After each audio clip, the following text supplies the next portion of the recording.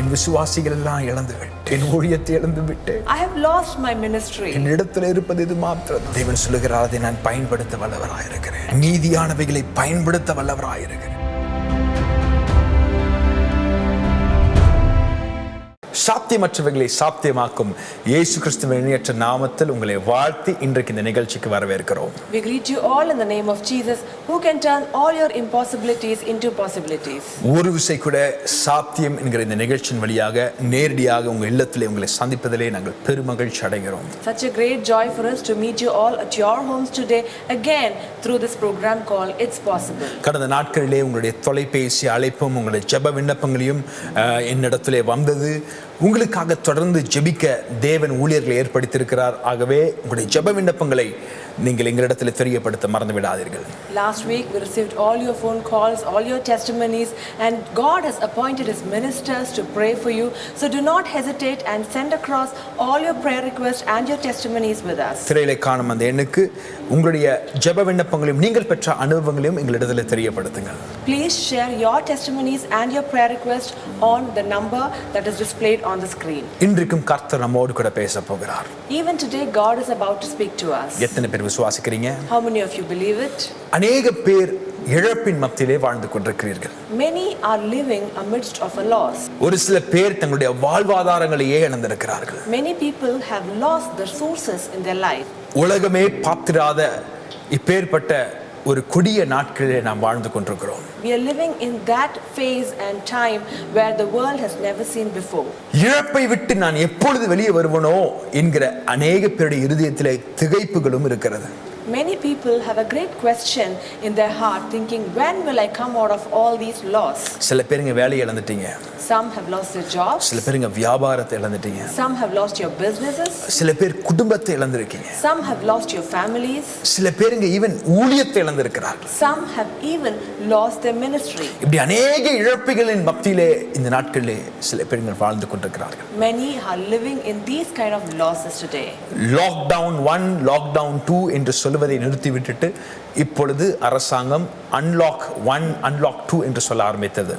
Government, which was telling as lockdown 1 lockdown 2, has now started to tell as unlock 1 unlock 2 and so on. நமக்கு கண்களுக்கு முன்பாக ஒவ்வொரு காரியங்கள் திறப்பதை நாம் பார்க்கிறோம். We see many things opening up before our own eyes. ஆனால் திறந்தாலும் என்ன பிரயோஜனம், நான் தான் இழந்து விட்டேனே என்கிற வேதனையிலே அநேக பேர் இந்த நாட்களில் வாழ்ந்து கொண்டிருக்கிறார்கள். Many are living in those situation where you say, what is the use of everything open up when I myself am living in this loss? இப்படிப்பட்ட காலகட்டத்திலே தேவன் என்ன சொல்ல வருகிறார்? What is God intending to tell in this kind of a situation? வாசிப்போம் தானியேல் தீர்க்கதரிசன புத்தகம் 4ஆம் அதிகாரம் 14-15 வசனம். Let's read Daniel chapter 4 verse 14 and 15. அவன் உரத்த சத்தமிட்டு, இந்த விருட்சத்தை வெட்டி இதன் கோப்புகளை தரித்து போடுங்கள், இதன் இலைகளை உதிர்த்து இதன் கனிகளை சிதறடியுங்கள், இதன் கீழுள்ள மிருகங்களும் இதன் கோப்புகளில் உள்ள பட்சிகளும் போய்விடட்டும், ஆனாலும் இதன் வேர்களாகிய அடிமரம் பூமியில் இருக்கட்டும். He cried aloud and said thus, chop down the tree and cut off its branches, strip off its leaves and scatter its fruit. Let the beast get out from under it and the birds from its branches. Nevertheless, leave the stump and roots in the earth. இது நேபுகாத் நேசார் காலகட்டத்திலே தானியேல் கண்ட ஒரு தரிசனத்தை குறித்து எழுதப்பட்டிருக்கிறது. Here it is written about a vision that Daniel saw in the reign of Nebuchadnezzar. பெரிய செழிப்புக்குள்ளே வாழ்ந்து கொண்டிருக்கிறார்கள். They were living in great prosperity. ஒரு பெரிய விருட்சம் எதை குறிக்கிறது? What does a great tree represent? ஒரு பெரிய விருட்சம் எதை குறிக்கிறது என்றால் ஒரு செல்வ செழிப்பான ஒரு செழிப்பை குறிக்கிறது. A great tree represents a great prosperity. நேபுகாத் நேசாரை குறித்து தேவன் சொல்லும் பொழுது சொன்னார், அவன் செழிப்பிலே வாழ்ந்து கொண்டிருக்கிறான். When God talks about Nebuchadnezzar, he says that he is living in prosperity. அநேக மிருகங்கள் வந்து அந்த இடத்திலே வெயிலுக்கு தணலாய் நிற்கிறது. Many animals come into that place and take rest under the shadow of the tree. அநேக பறவைகள் வந்து கூடுகளை கட்டி அந்த மரத்திலே வாழ்ந்து கொண்டிருக்கிறது. Many birds come and put in their nest and live in that tree. அநேக பறவைகளுக்கும் வீடுகளுக்கும் தங்களுடைய வீடா இருக்கிற இந்த மிகப்பெரிய விருட்சம். This tree was a house for many animals and birds. அப்பொழுது தேவதூதனை தேவன் அனுப்பி எல்லாவற்றையும் வெட்டி போட சொல்லுகிறார். And that is when God sends his angel and asks him to chop off everything. அதில் இருக்கிற கிளைகள் வெட்டப்பட்டது. All the branches were chopped off. அதன் மீது இருக்கிற கனிகள் வெட்டப்பட்டது. All the fruits were chopped off. இலைகள் எல்லாம் வெட்டப்பட்டது. All the leaves were chopped off. அதன் மீது இருக்கிற அந்த தண்டும் வெட்டப்பட்டது. Even the trunk was chopped off. ஆனால் வெட்டப்படும் பொழுது வானத்திலிருந்து ஒரு சத்தம் உண்டாகி அதனுடைய வேர்களை விட்டுவிடுங்கள் என்கிற ஒரு சத்தம் உண்டானதாம். And when this angel was chopping off, there was a voice that came down from heaven which said that leave the stump and the roots in its place. அந்த வேர்களை விட்டுவிடுங்கள். Leave the roots. இந்த வேர்களை வைத்து நான் மீண்டும் ஒரு விருட்சத்தை உண்டு பண்ணுவேன். I will create another tree again using the same roots. அநேக பேர் சொல்லலாம் எல்லாமே போயிடுச்சு மீதி வேறு தானே இருக்கு. Many people might say that I have lost everything, I just have the roots left. அது போதும் என்று தேவன் சொல்லுகிறார். And God says that is enough. மீதியானவைகளை பயன்படுத்துகிற தேவனை நாம் ஆராதிக்கிறோம். We are worshiping a God who uses the leftovers. இன்னைக்கு எல்லாம் திறக்கப்படும் பொழுது ஒவ்வொரு வாசல்களாய் திறக்கும் பொழுது நமக்கு அநேக பேருடைய இருதயத்தில் ஒரு உற்சாகமே இல்லாமல் இருப்பது போல் ஒரு தோணல் இருக்கலாம். When many things are unlocking and many things are opening up, many of us might feel that this is not for us and we might not feel happy about it. ஏன்னா அநேக வெட்டப்பட்ட சூழ்நிலை இருக்கிறோம். Because we are in a situation where everything looks chopped off. தானியேலிடத்திலே தேவன் சொன்னார், தானியேலே அது மீதியா இருக்கிற வேர்கள் போதும், மீண்டும் நான் விருட்சத்தை உண்டு பண்ணுவேன். God said to Daniel, Daniel, this root is enough and I will create another tree using it. இன்றைக்கு இந்த நிகழ்ச்சியை பார்த்து கொண்டிருக்கிற தேவனுடைய பிள்ளையே, உன்னை பார்த்து தான் தேவன் சொல்லுகிறார், மீதி இருப்பது என்ன, அது என் கரத்திலே கொடு, அதை நான் பயன்படுத்த வல்லவனாக இருக்கிறேன். Today, those of you who are watching this program, God is looking at you and telling you, what is the thing that is left over in your hands? Just give them into the hands of God and God is able to use உன் it. கையிலே இருப்பது என்ன? What is left over in your hands? நீ மீதியானவைகளை குறித்து அழுது கொண்டிருக்கிற இந்த நாட்களிலே தேவன் மீதியா இருப்பதை குறித்து சந்தோஷப்படுகிறார். When you are crying thinking of the leftovers in your hands, God is rejoicing about the same leftovers that are in your hands. நீ இழந்தவைகளை நினைத்து புலம்பிக் கொண்டிருக்கிற இந்த நாட்களிலே மீதி இருப்பதை நான் பயன்படுத்துவேன் என்கிற வாக்குத்தத்தம் உங்களை நோக்கி வருகிறது. When you are mourning about the lost and leftovers in your hands, God is about to use the same leftovers. என்ன மீதி இருக்கு? What is in your hands? நோவாவின் நாட்களில் என்ன மீதி இருந்தது? What were the leftovers in the days of Noah? நோவாவின் நாட்களிலே ஒரு ஜலத்தினால் ஒரு மிகப்பெரிய அழிவு இந்த பூமியிலே உண்டானது. In the days of Noah, there was a great destruction in this land due to the flood. பூமியிலிருந்து அநேகர் மரித்து போனார்கள். Many people who were on this earth died. ஏன் 8 பேர் தான் உயிரோடு இருந்தாங்க? Why only 8 people survived? யார் உயிரோடு இருந்தார்கள்? Who were alive? நோவாவும் நோவாவுடைய குடும்பமும். Noah and his family.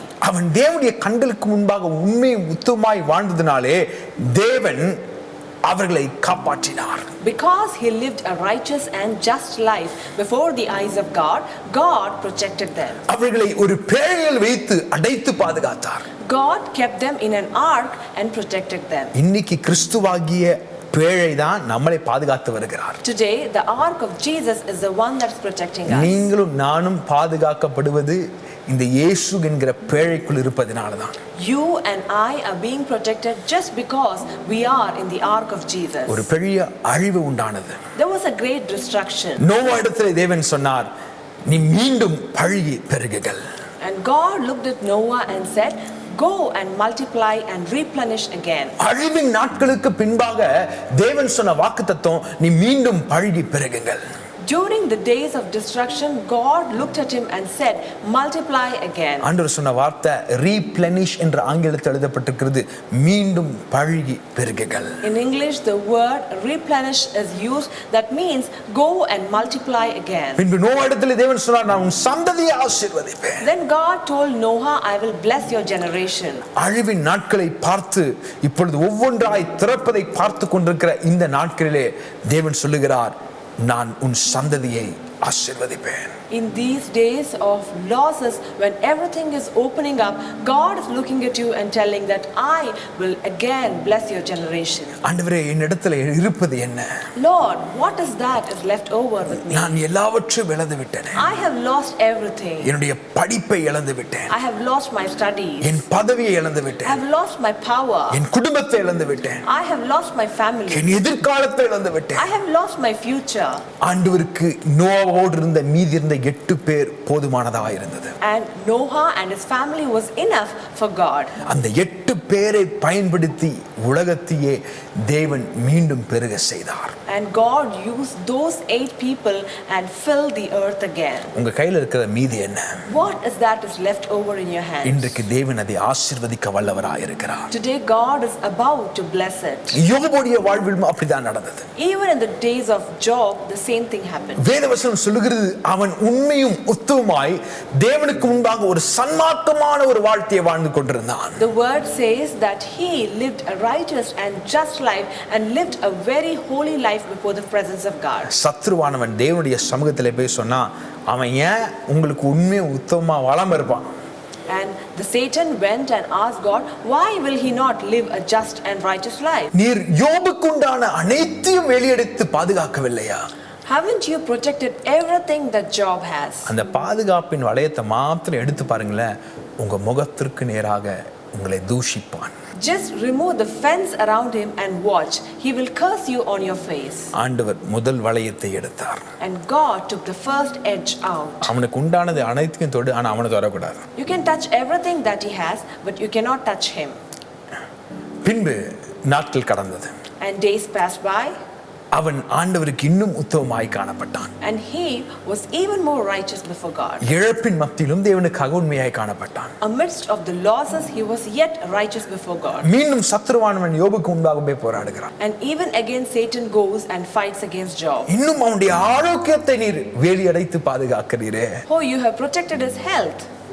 அதனாலதான் அவன் உண்மையாய் இருக்கிறான். And that is why he is faithful before you. அப்ப ஆண்டவர் சொன்னாரு, அந்த வேலியை எடுத்துடு. And God says, remove that fence. ஆனால் நான் சுவாசத்தை நீ தொடக்கூடாது. But you cannot touch his breath. எல்லாவற்றையும் தொடு. You can touch everything that he has. அவன் சுவாசத்தை விட்டுவிடு. But accept the breath. அந்த சுவாசம் போதும், நான் மீண்டும் யோபை என்னால் பெரிய ஜாதியாய் மாற்ற முடியும். The breath is enough for me. I will make Job a great generation. யோபு சொன்னா, And Job said, தன்னுடைய ஜெப வேளையில இப்படியாக சொல்லுகிறான், தேவன் என்னை கொன்று போட்டாலும் இந்த தேவனின் மீது நான் நம்பிக்கையாக இருப்பேன். and he says in his prayer time, though you slay me, yet I will trust in you. ஆண்டவரே, எனக்கு இருப்பது சுவாசம் மாத்திரம்தான். Lord, all that I have is just the breath. என்னிடத்திலே மீதியா எதுவும் இல்லை. There is nothing left over with me. எல்லாவற்றையும் நான் இழந்து விட்டேன். என்னிடத்தில் இருப்பது சுவாசம் மாத்திரம்தான். அதை இழந்தாலும் நான் உம்மை இழக்க மாட்டேன். I have lost everything and all that I have is just the breath, and even if I lose that, I will never lose you. ஆனால் சத்ருவானவனை தேவன் யோபுடைய சுவாசத்தை தொடுவதற்கு அனுமதிக்கவில்லை. But God did not allow the Satan to touch the breath of Job. வேதவசனம் சொல்லுகிறது, அவன் வாழ்விலே அவனுக்கு இருந்தது எல்லாம் சுவாசம் மாத்திரம்தான். ஆனால் சுவாசத்தை பயன்படுத்தி தேவன் அவன் இழந்ததை இரட்டத்தனையாய் அவன் வாழ்விலே மீண்டும் கொடுத்தாராம். The word of God says that all he had was just the breath that was left over, and God used that breath and gave him double portion of blessing in his life. யோபின் புத்தகத்தின் கடைசி அதிகாரம் கடைசி வசனத்தில் இப்படியாக எழுதப்பட்டிருக்கிறது, இதற்கு பின் அவன் இன்னும் ஆசீர்வதிக்கப்பட்ட வாழ்வை அவன் வாழ்ந்தான். In the final few verses of the book of Job, it is written that after this Job had a better latter days than his former days. தேவன் முன்பிருந்ததை காட்டிலும் அதிக ஆசீர்வாதமான நாட்களை அவனுக்கு முன்பாக வைத்திருந்தார். God had kept a better latter days than his former days. யோபுக்கு ஒரு இதற்கு பின் வைத்திருப்பார் என்றால் உங்களுக்கும் தேவன் ஒரு இதற்கு பின் வைத்திருக்கிறார். If God has kept an after this for Job, then even God is able to give that after this even for you. முன்பிருந்த வருடங்களை காட்டிலும் நன்மையான வருடங்களை தேவன் உங்களுக்கு முன்பாக வைத்திருக்கிறார். God has kept better years ahead of you than your former years. ஒரு முறை தேவன் மோசேவிடத்திலே ஒரு காரியத்தை பயன்படுத்த சொன்னார். Once God asked Moses to use. அது என்ன காரியம் என்பதை வசனத்திலிருந்து நாம் வாசிப்போம். Let us read what did God ask him to use. யாத்ராகமம் 9ஆம் அதிகாரம் 8வது வசனம். Exodus chapter 9 verse 8. அப்பொழுது கர்த்தர் மோசேயும் ஆரோனையும் நோக்கி, உங்கள் கைப்பிடி நிறைய சூளையின் சாம்பலை அள்ளிக்கொள்ளுங்கள். மோசே அதை பார்வோனுடைய கண்களுக்கு முன் வானத்திற்கு நேராக இறைக்க கடவன். So the Lord said to Moses and Aaron, take for yourselves handfuls of ashes from a furnace and let Moses scatter it towards the heaven in the sight of Pharaoh. தேவன் மோசேவின் கைகளிலே வித்தியாசமான காரியங்களை பயன்படுத்தினார். God used a different kind of thing in the hands of Moses. அதிலே தேவன் பயன்படுத்தினது இந்த சூளை சாம்பலை. And God used ashes in the hands. இந்த சூளை சாம்பல் என்றால் என்ன? What does the ashes mean? எதை எரித்தாலும் அது கடைசியா இருக்கிறது வெறும் சாம்பல் தான். And whatever you burn, the leftover is nothing but ashes. பொதுவா எல்லாவற்றையும் இழந்தவங்க சொல்லுவாங்க, நான் எல்லாத்தையும் இழந்து சாம்பலா போயிடுச்சு. Usually if someone has lost everything, the thing that he says is, I have lost everything and it has turned to ashes. யாராவது தவறான காரியங்களை செய்வார்கள் என்றா சொல்லுவாங்க, டேய் இப்படி தப்பு பண்ணாதடா, அதெல்லாம் சாம்பலா போயிடும் அப்படின்னு சொல்லுகிற ஒரு வாய் சொல்லும் இருக்கிறது. Usually there's a common saying that says that if you do something wrong, then that will turn into ashes. இந்த மாதிரி தப்பு செய்யாத, சாம்பலா போயிடும். Don't do this mistake because that will turn into ashes. அப்படி என்றால் சாம்பலை பயன்படுத்தவே முடியாது. That means you cannot use ashes. சாம்பலை வச்சு நம்மளால என்ன செய்ய முடியும்? What can we do using the ashes? அது ஊதுனா கூட பறந்து போயிடும். Even if you blow it, it will just fly away. எதற்கும் பிரயோஜனமற்ற சாம்பல்.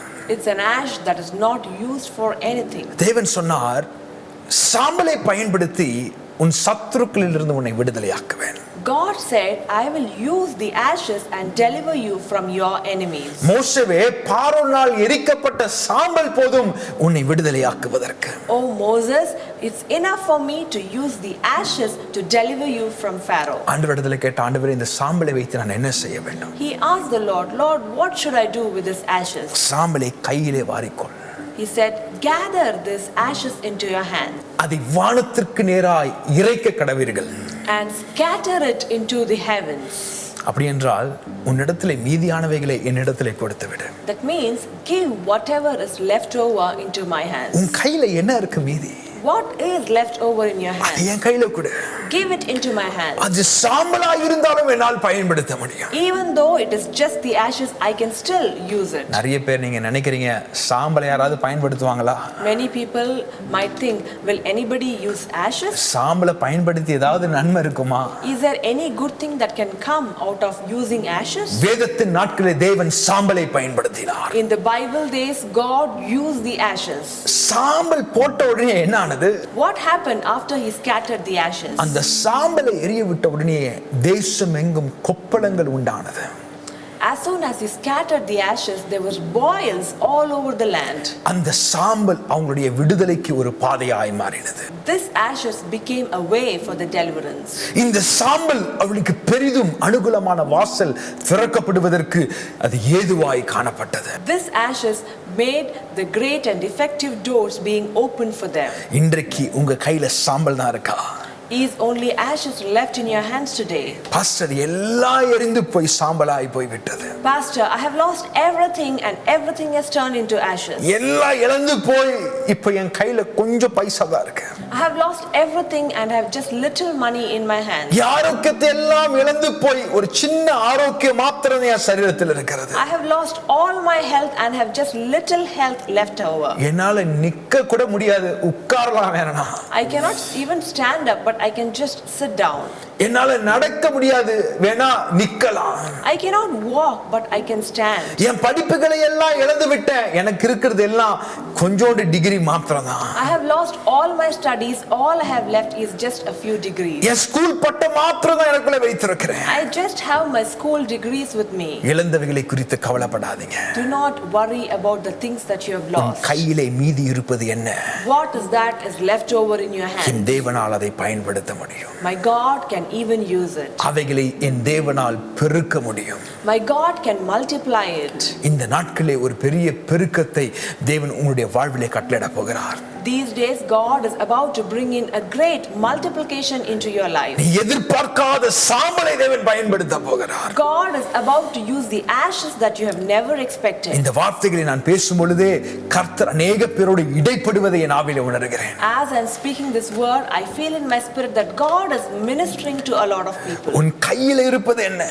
What is that is left in your hand? அதை நான் பயன்படுத்த போகிறேன். I will use it. உங்க கையில என்ன இருக்கு? What is in your hands? இன்றைக்கு அப்படியே நீங்க இருக்கிற இடத்துல முழங்கால் படிடுங்க. Wherever you are, kneel down. அப்படியே கரங்களை நீட்டுங்க. Stretch out your hands. உங்க கையில இருப்பது என்ன என்று கொஞ்சம் சோதித்து பாருங்க. Examine and see what is left over in your hands. வெறும் படிப்பு மாத்திரம் தான் இருக்கா? Is it only the studies? கொஞ்சம் எக்ஸ்பீரியன்ஸ் சர்டிபிகேட் மாத்திரம் தான் இருக்கா? Is it just few experience certificates? ஒரு சின்ன கம்பெனில வேலை செய்யற அந்த சம்பளம் மாத்திரம் தான் இருக்கா? Is it a little salary that you get from a small company? ஒரு சின்ன முதலீடு மாத்திரம் தான் இருக்கா? Is it a little investment that you have? இல்ல எதுவுமே இல்ல, என் கையில விசுவாசம் மாத்திரம் தான் இருக்கா? Oh, I don't have anything else. I just have little faith. என் கையில இருக்கிறது எல்லாம் என் மனைவியும் என் பிள்ளைகளும் மாத்திரம் தான். All I have in my hands is just my wife and children. உங்க கையில இருப்பது என்ன? What is in your hands? என் ஆவியிலே ஏவுகிறேன். I feel in my spirit. நீங்க இருக்கிற இடத்துல முழங்கால் படியிட்டு உங்க கைகளை நீட்டி உங்க தரிசன கண்களிலே உங்க கையில இருக்கிற மீதியை உங்க கையில இருப்பதாக நீங்கள் பாருங்கள். Kneel down wherever you are, stretch out your hands and see with your eyes of faith what is left in your hands. உங்களுடைய கண்களை மூடி ஆண்டுடைய சமூகத்துல சொல்லுங்க, ஆண்டவரே என் கையில இருப்பதெல்லாம் இதுதான். Close your eyes and tell the Lord, Lord, all that I have is just these things. இதை நீர் பயன்படுத்து. Use these things, Lord. மோசேயுடைய கையில் இருக்கிற சாம்பலை பயன்படுத்தினீரே. You have used the ashes in the hands of Moses. யோபிடத்தில் இந்த சுவாசத்தை பயன்படுத்தினீரே. You have used the breath that was in the hands of Job. என் கையில் இருப்பதெல்லாம் இதுதான். All that I have is just Lord. இதை எடுத்து பயன்படுத்து. Take this and use it, Lord. இது என் கரத்தில் இருப்பதை விட உம்முடைய கரத்திலே நான் கொடுக்கிறேன். Than being this in my hands, I would like to give it into your hands. சாம்பலை கொண்டு விடுதலை கொடுத்தீர் அல்லவா? You have given deliverance using the ashes. இவைகளை கொண்டு எனக்கு ஒரு விடுதலையை தாரும். Take this and give a deliverance to me. சுவாசத்தை கொண்டு இரட்டத்தனையாய் மீண்டும் தந்தீர் அல்லவா? You have used the breath and given double portion of the blessing. என்னிடத்திலும் சுவாசம் மாத்திரம் தான் இருக்கிறது. All that I have is just the breath, Lord. அதை எடுத்து பயன்படுத்துவீராக. Use it, Father. பயன்படுத்துவீராக. Use it, Lord. அப்படியே கண்களை மூடி நாம் ஜெபிக்க ஆரம்பிப்போம். Shall we all close our eyes and start praying? பரிசுத்தமுள்ள நல்ல பிதாவே, Loving Heavenly Father, எங்களுடைய கைகளில் இருப்பதை உம்மிடத்திலே நாங்கள் தருகிறோம். Lord, we give whatever is in our hands into your hands. பராக்கிரமசாலியே, உன்னிடத்தில் இருக்கிற பலனோடு நீ செல் என்று சொன்னீரே. You have said, "Oh mighty valor, go with the strength that you have." உன்னிடத்தில் இருக்கிற பலத்தோடு நீ செல் என்று சொன்னீரே. You have said, "Go with the strength that you have." இன்னைக்கு अनेक பேர் கொஞ்சம் பலத்தோடு உம்முடைய சமூகத்தில் உண்மையாக இருக்கிறார்கள். Today many are found in your presence with the little strength that they have. இன்றைக்கு அவருடைய கைகளில் இருக்கிற மீதியை நீர் பயன்படுத்துவதற்காக நன்றி. Thank you, Lord, for you will be using the leftovers that is in their hands. ஒவ்வொரு இல்லங்களுக்குள்ளே உங்களுடைய தரிசனத்திலே நீங்க உங்க கைகளில் என்ன பார்க்கறீங்களோ அதை தேவ ஆவியானவர் பார்த்து கொண்டிருக்கிறார். In each and every homes, whatever you are seeing with your eyes of faith in your hands, God is seeing them. ஒருவேளை ஊழியராய் நீங்கள் சொல்லலாம், என்னிடத்தில் இருப்பது எல்லாம் என் குடும்பம் மாத்திரம்தான். Maybe as ministers of God, you might say that all that I have is just my family. என் விசுவாசிகள் எல்லாம் இழந்து விட்டேன். I have lost all my believers. என் ஊழியத்தை இழந்து விட்டேன். I have lost my ministry. என்னிடத்தில் இருப்பது இது மாத்திரம்தான். All that I have is just this. தேவன் சொல்லுகிறார், அதை நான் பயன்படுத்த வல்லவராய் இருக்கிறேன். God says, I am able to use even that. மீதியானவைகளை பயன்படுத்த வல்லவராய் இருக்கிறேன். I am able to use the leftovers. நீங்க கைகளை நீட்டி ஜெபிக்கும் பொழுதே ஒரு தெய்வ வல்லமை உங்க கரங்கள் மீது இறங்குவதை நான் பார்க்கிறேன். As you're stretching out your hands and praying, I feel in my spirit that a power of God is coming down. நீங்க எதை தேவனுடைய சமூகத்தில் காண்பித்து ஜெபிக்கிறீங்களோ அதன் மீது தேவனுடைய கரம் வைக்கப்படுவதை நான் பார்க்கிறேன். Whatever you are praying asking the Lord to bless it, I see in my spirit that God is blessing them. உங்க கையில இருக்கிறது வெறும் சாம்பலா இருந்தாலும் இன்று முதல் இயேசுவின் நாமத்தினாலே அது ஆசீர்வதிக்கப்பட்ட சாம்பல். Maybe even you just have ashes in your hands. From today onwards, in the name of Jesus, I say that this is a blessed ash. உங்களுடைய கைகளில் இருக்கிற மீதியா இருப்பது எதுவா இருந்தாலும் அது ஆசீர்வதிக்கப்பட்டதா இப்பொழுது தேவன் மாற்றுகிறார். Whatever is left over in your hands, that is being blessed by God right now. இதற்கு பின் நீ வாழ்வாய். After this, you will live. இதற்கு பின் நீ செழிப்பாய். After this, you will prosper. இதற்கு பின் நீ உயர்வாய். After this, you will grow. இதற்கு பின் நன்மையை பார்ப்பாய்.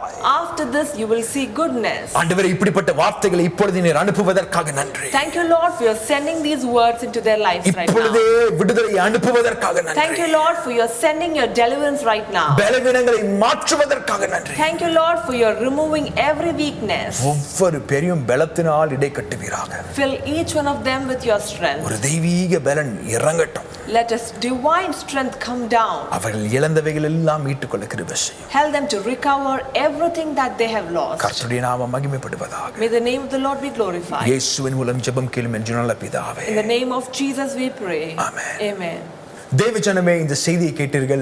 இந்த செய்தி உங்களுக்கு ஆசீர்வாதமாக இருந்திருக்கும் என்று நான் கர்த்தருக்குள் விசுவாசிக்கிறேன். Dear children of God, you have listened to this message and I believe that this has been a blessing in your lives. இந்த செய்தியின் தொடர்ச்சியை அடுத்த வாரம் கேட்டு கர்த்தருடைய நாமத்தை மகிமைப்படுத்துங்கள்.